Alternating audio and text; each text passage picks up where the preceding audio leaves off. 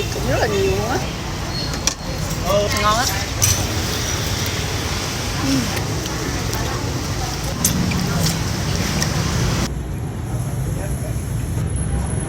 Mukbang bún chả Hà Nội nha mọi người.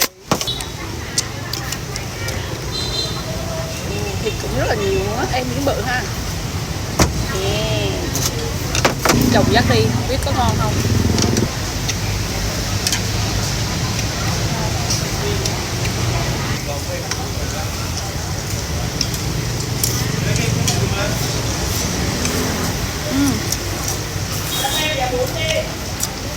Ngon, cái nước nó có vị ngọt, ngon á.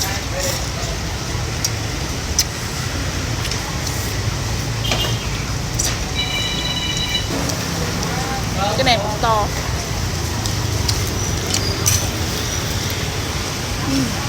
Giòn.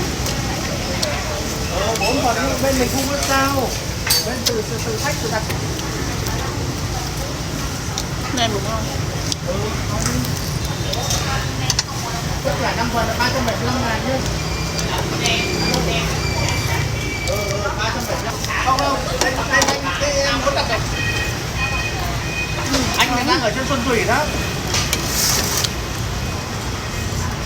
Thế bây giờ em đặt dưới Hòa Bình đúng không?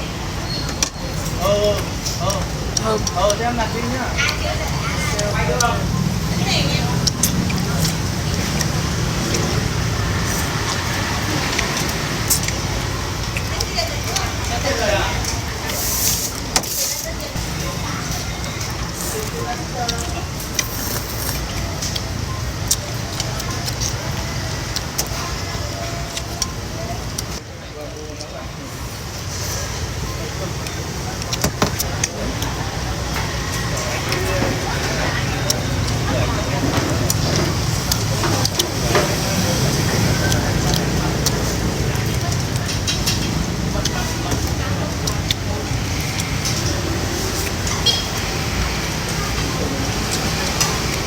Chụp đi.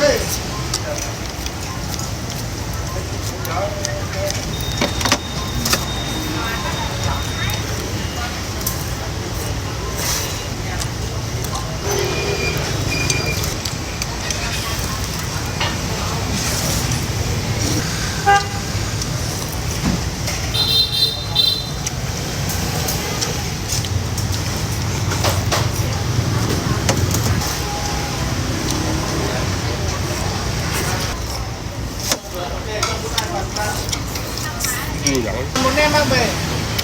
Rồi để lại đi.